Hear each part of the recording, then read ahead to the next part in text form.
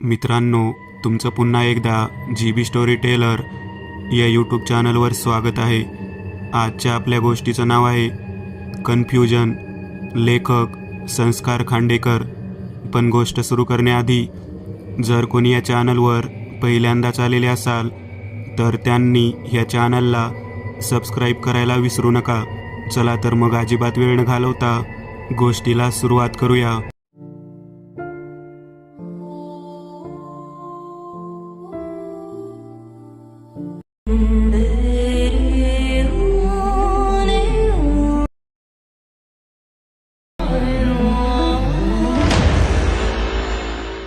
मुंबईमध्ये सीता नावाची एक मुलगी राहत होती आणि मुंबईमध्येच एका चांगल्या कॉलेजमध्ये ती शिकत होती. त्याच कॉलेजमध्ये राहुल नावाचा एक मुलगा शिकत होता आणि तो सीताच्या मागे लागला होता. सीता कॉलेजमधून बाहेर पडली की तो तिला भेटून त्रास देत असे. दिवस असे जात होते. एक दिवस सीता बसमधून कॉलेजला जात असताना तिचा आयपॅड एक चोर चोरून पळून गेला. सीता ओरडली, माझा आयपॅड, माझा आयपॅड. ड्रायव्हर म्हणाला, मॅडम गाडी थांबवू का जाऊ दे कॉलेजकडे. सीताने आपल्यामुळे बाकीच्यांचे नुकसान होऊ नये म्हणून कॉलेजकडेच गाडी न्यायला सांगितली. सर्वजण कॉलेजला गेले. कॉलेज सुटल्यावर सीता घरी गेली. तिने आयपॅड खूप शोधले पण ते कुठेच मिळाले नाही. असेच दिवस गेले. एके दिवशी सीता कॉलेजमधून बाहेर येताना तिला एक मुलगा भेटला. सीता म्हणाली, कोण आहेस तू? तो मुलगा साधारण सीताच्याच वयाचा होता. तो म्हणाला, हे आयपॅड तुमचंच आहे का? अरे हो, हे तर माझंच आहे. तुला कुठे मिळालं?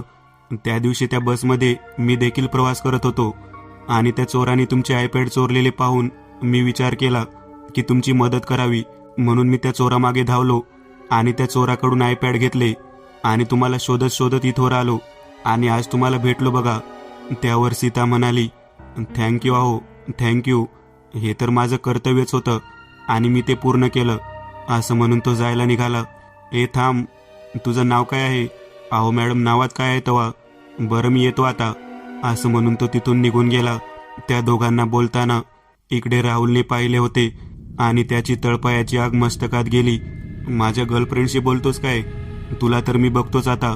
असं म्हणून तो तिथून निघून गेला. इकडे सीताने त्याच्याच नकळत बोलता बोलता त्याचा एक फोटो काढला होता आणि तो ती सारखा पाहत होती.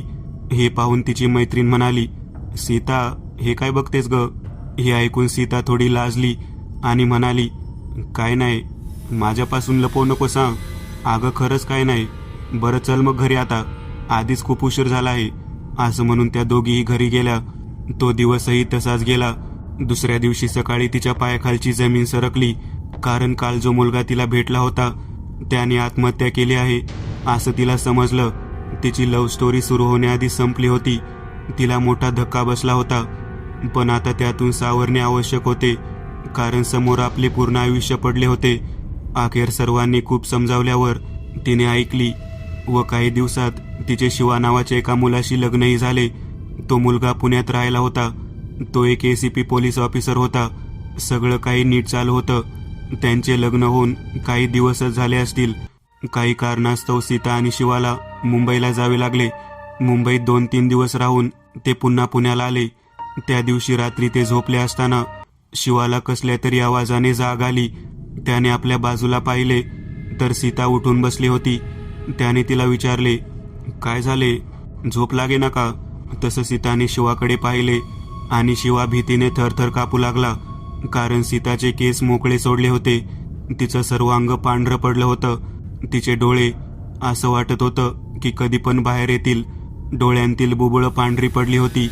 ती विचित्र पुरुषी आवाजात म्हणाली, घाबरू नको, मी तुला काहीच करणार नाही. फक्त तुला एक काम करावे लागेल. कोणते काम? तुला माझ्या मारेकऱ्याला शोधावे लागेल. पण तू आहेस कोण? माझं नाव शेखर आहे. आणि तुला मारलं कोणी? तेच तर मला माहीत नाही ना. म्हणून तर मी तुला माझ्या मारेकऱ्याला शोधायला लावलं आहे. बरं ठीक आहे, मी शोधेल. पण तू माझ्या सीताला सोड. जोपर्यंत तू माझ्या मारेकऱ्याला शोधून माझ्यासमोर उभा करत नाहीस तोपर्यंत मी हिला सोडणार नाही. बरं पण एक विनंती करतो, हिला इजा करू नकोस. मंजूर आहे, मी हिला एकही इजा करणार नाही. ठीक आहे. ती रात्र तशीच गेली. दुसऱ्या दिवशी सकाळी शिवा लवकर उठून आपल्या पोलीस स्टेशनला गेला. तेथून त्याने लगोलग मुंबई पोलीस स्टेशनला फोन लावला आणि विचारले, तुमच्याकडे शेखर अग्रवालच्या मृत्यूची केस आली आहे का? समोरील व्यक्ती म्हणाला, हो आली आहे, पण ती 4 महिन्यापूर्वीच बंद झाली आहे. आणि तुम्ही आता का विचारत आहात? काय नाही, मला ती केस पुन्हा ओपन करायची आहे. पण का? ते मी तुम्हाला भेटून सांगतो. मी आज संध्याकाळपर्यंत तेथे पोहोचेल.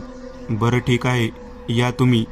असं म्हणून समोरील व्यक्तीने फोन ठेवला आणि शिवाला प्रश्न पडला, आता यांना सांगायचं काय? रात्रीचा प्रकार सांगितला तर मलाच येड्यात काढतील. म्हणतील एवढा मोठा शिकलेला पोलीस ऑफिसर असून असल्या भूताकेतांवर विश्वास ठेवतो. थोड्या वेळ विचार करून काहीतरी ठरवून तो उठला आणि आपल्या विश्वासू हवालदाराला पोलीस स्टेशनची जबाबदारी सोपवून तो घरी गेला. घरी जाऊन त्याने आईला फोन लावला आणि सांगितले, मी आज 2-3 दिवसांसाठी पुण्याला चाललो आहे आणि घरी सीता एकटीच आहे. तू कृपया येऊ शकतेस का? त्यावर त्याची आई म्हणाली, माझं शूटिंग चालू आहे, तरी पण मी येण्याचा पुरेपूर प्रयत्न करेल. बरं ठीक आहे. असं म्हणून त्याने फोन ठेवला. तेवढ्यात तेथे सीता आली आणि म्हणाली, तुम्ही जा, माझी काळजी करू नका, मी राहू शकते. सीताला शिवा कशासाठी चालला आहे त्यातील काहीच माहिती नव्हते. आता सीता नॉर्मल वाटत होती म्हणून शिवाने सीताला विचारायचे ठरवले.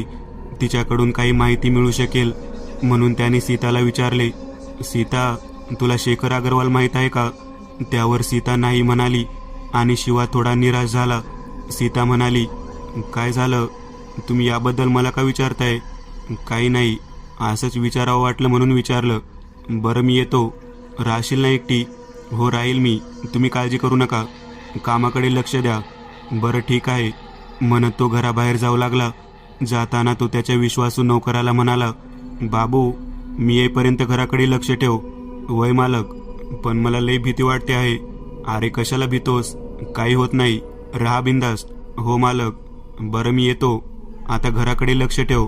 असं म्हणत तो गाडीत बसून निघून गेला.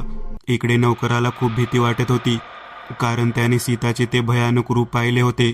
इकडे शिवा आपल्या गाडीतून पुढे पुढे जात होता. संध्याकाळी 5:30 वाजता तो मुंबई पोलीस स्टेशनला पोहोचला. तेथे जाऊन त्याने शेखर अग्रवालच्या केसची फाईल आणि त्याचा एक फोटो घेतला आणि विचारले, हा मर्डर कुठे झाला होता?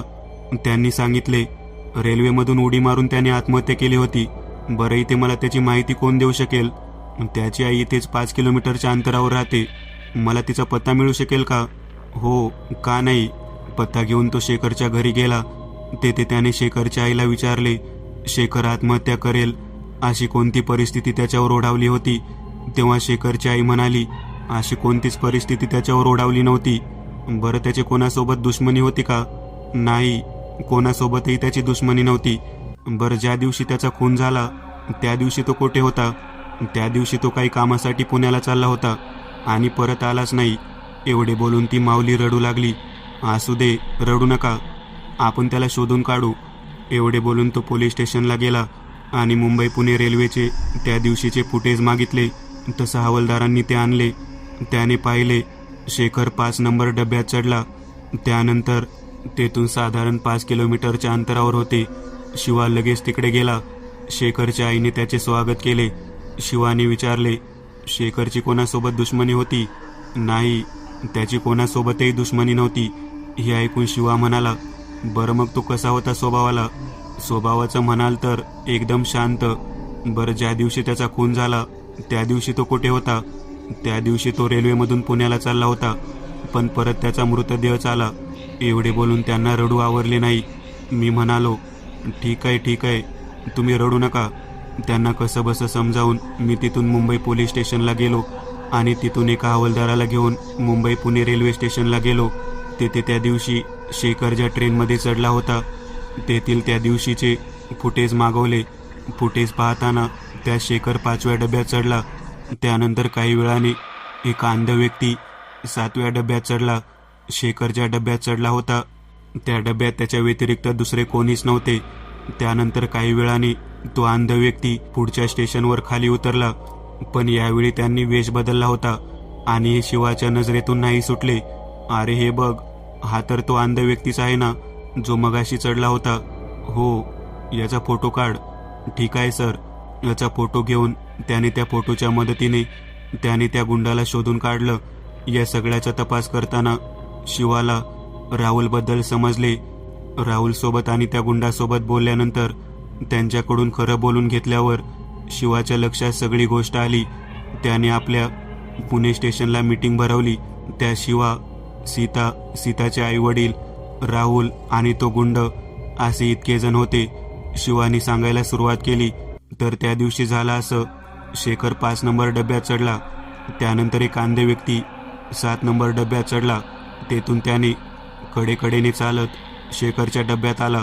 शेखर त्याला एक अंधे व्यक्ती समजावून वाचवायला गेला आणि त्या अंधे व्यक्ती उर्फ गुंडाने आडवा पाय घालून त्यालाच पाडले आणि असे चित्र उभा झाले की शेखरने आत्महत्या केली आहे.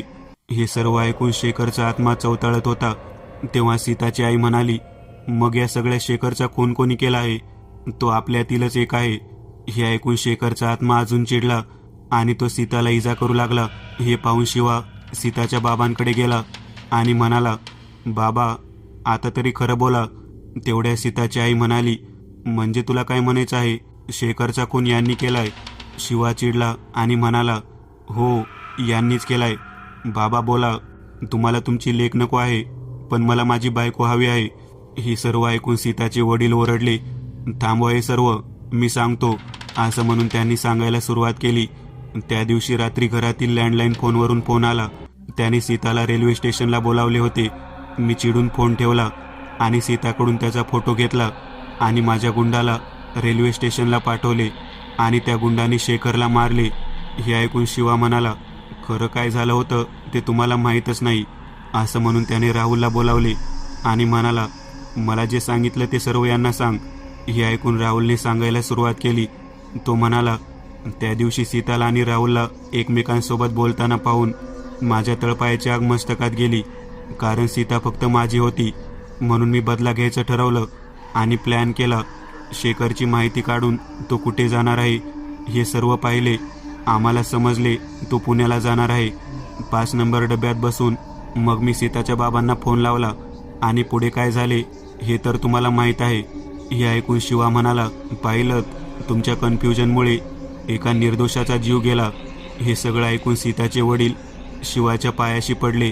आता शिवाच्या सांगण्यावरून शेखरच्या आत्म्याने सीताला सोडले होते. शिवा म्हणाला, माझी नका माफी मागू, शेखरची मागा.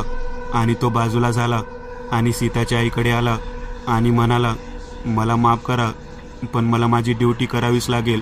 जावाय बापू, तुम्ही तुमची ड्युटी करा. एका गुन्हेगाराला शिक्षा झालीच पाहिजे. हे ऐकून शिवानी सीताचे वडील जिकडे पडले होते तिकडे पाहिले तर तिकडे कोणीच नव्हते. अरे कुठे गेले ते? तेवढ्या त्याचे लक्ष पुढील बिल्डिंगकडे गेले तर वरून शेखरच्या आत्म्याने बाबांना खाली ढकलले होते. खाली पडून त्यांचा जागीच मृत्यू झाला आणि शेखरच्या आत्म्याला मुक्ती मिळाली. हे सर्व पाहून शेखर म्हणाला, पाहिलं, इतक्याच्या कन्फ्युजनमुळे एका निर्दोषाचा जीव गेला. त्यामुळे न कन्फ्युजन होऊ देता खरं काय आहे ते पडताळून पाहणे आवश्यक आहे. त्यामुळे कधीही कन्फ्युजन होऊ देऊ नका, नाहीतर तुमची अवस्था सीताच्या बाबांसारखीच होईल. शेखरचा आत्मा परत येईल. मी एक नवीन चॅनल ओपन करत आहे. त्यावर तुम्हाला ॲनिमेटेड हॉरर स्टोरीज पाहायला मिळतील. त्या चॅनलची लिंक या व्हिडिओच्या डिस्क्रिप्शनमध्ये दिलेली आहे. चॅनलला सबस्क्राईब करायला विसरू नका. मित्रांनो, आज पुरतं एवढंच. तुम्हाला जर काही गोष्ट आवडली असेल तर नक्की लाईक करा. तुमच्यापैकी बरेचसे जण व्हिडिओ लाईक न करताच पळून जातात. पण हा जर व्हिडिओ तुम्ही लाईक केला तर मला जरा बरं वाटेल आणि असेच भारी भारी व्हिडिओ बनवायची माझ्यात एनर्जी येईल. त्यामुळे नक्की लाईक करा. आणि अजूनही कोणी या चॅनलला सबस्क्राईब केलेलं नसाल तर लगेच सबस्क्राईब करून टाका. आणि बाजूची घंटी ती मात्र दाबायला विसरू नका. देवाची घंटी आहे ती. चला तर मग पुन्हा भेटूया अशीच एक आगळी वेगळी गोष्ट घेऊन पुढच्या भागात.